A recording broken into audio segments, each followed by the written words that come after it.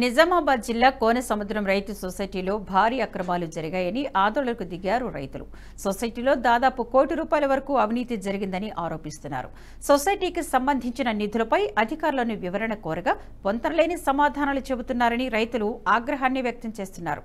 నిధుల గోల్మాల్కు పాల్పడిన వారిని కఠినంగా శిక్షించాలని డిమాండ్ చేస్తూ సొసైటీ కార్యాలయానికి తాళం వేశారు. అక్రమాలకు బాధ్యులుగా సీఈఓను సస్పెండ్ చేయాలని డిమాండ్ చేశారు.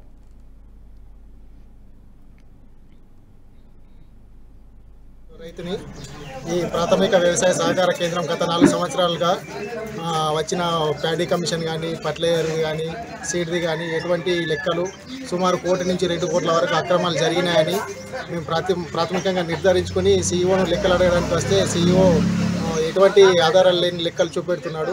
దాంతో అనుమానం వచ్చి చైర్మన్ తోటి డైరెక్టర్లను పిలిచి అడగగా వారికి ఎలాంటి సంబంధం లేదు, ఏదైనా ఉంటే సీఈఓనే దానికి బాధ్యత వహిస్తాడని వారు చెప్పారు. దాని కారణంగా సీఈఓ ఎటువంటి సహకారం అందించకపోగా నేను ఎంక్వైరీ వస్తే చూసుకుంటా, నేను చేసుకుంటా, మీరు నన్ను అడిగే అధికారం లేదని మమ్మల్ని దబాయించడంతో మేము రైతులందరం కలిసి ఈ సొసైటీకి తాళం వేసి అధికారులు తక్షణమే స్పందించి దీనిపై విచారణ చేపట్టాలని సీఈఓపై సస్పెండ్ చేసి విచారణ చేపట్టాలని కోరుచున్నాం. ఈ వీడియో మీకు నచ్చినట్టయితే లైక్ చేయండి, 10 మందికి షేర్ చేయండి. అలాగే కామెంట్ల రూపంలో మీ అభిప్రాయాలను మాతో పంచుకోండి. Nationalist hub group of channels ను సబ్స్క్రైబ్ చేసుకుని తెలుగునాట జాతీయవాద జర్నలిజాన్ని ప్రోత్సహించండి. ఈ వీడియో కింద ఉన్న బెల్ ఐకాన్ పై క్లిక్ చేయడం మర్చిపోవద్దు.